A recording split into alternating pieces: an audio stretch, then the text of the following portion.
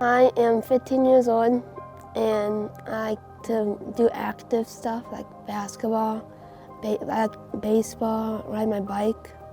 He loves doing anything outdoors, always has. He'd rather be riding his bike or playing basketball out in the streets or doing anything that he can to get outside than to be sitting on a couch. We were on vacation last summer and he tested positive for COVID. We had been passing COVID around the family earlier the month before, and so I didn't think anything of it. He just had your typical COVID symptoms. At a certain point, we ended up going to the emergency room because we just needed this to be cared for a little bit more. But we were convinced it was COVID, and it didn't take long that evening for us to find out through blood tests that they suspected that in addition to COVID, that he had acute myeloid leukemia. It's a blur. Honestly, it was a blur from then until they started chemo, which was pretty quickly. It feels like they started chemo within a day, maybe the second day, but it was so fast and it was such a blur because they wanted to get this started. Most patients, they get their diagnosis, they get their first cycle of chemo, they're in the hospital for about a month, and then they go home and they come back about a week later to get the next cycle. Will was really sick. Will, coming into his diagnosis, already had an autoimmune disease of his liver. And then for about 2 months, Will was very, very sick and did not leave the PICU. And then he was finally able to come up to the floor, was able to complete his chemotherapy, go home for little bits of time, but it was a really long, about 7 to 8 month course for Will.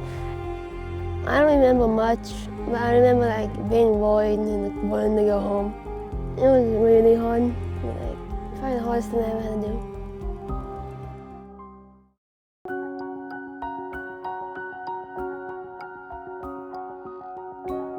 The trial that he was a part of was to see if we could decrease side effects of chemotherapy. So he got one drug that is basically a combination of 2 drugs that we historically have given, but put into a certain delivery method where it should not affect his liver and other organs and just target his bone marrow.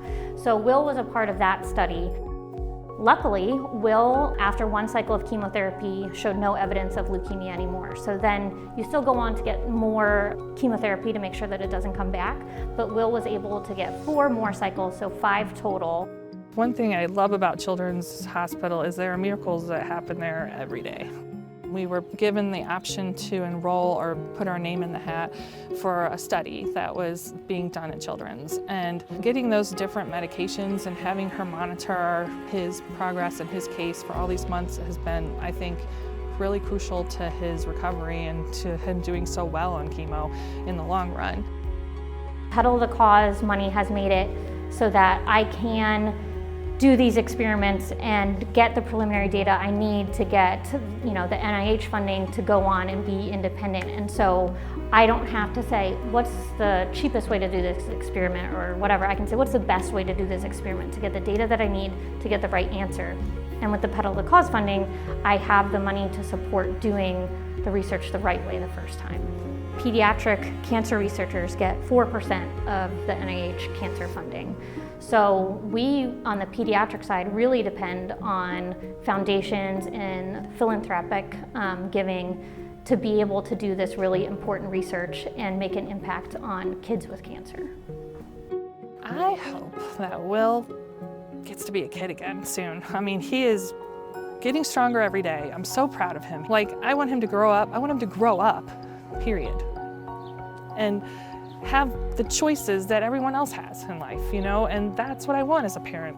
Investing in kids is never a mistake. So investing in Children's Hospital that helps kids make their lives better or helps them get better, it's not a mistake.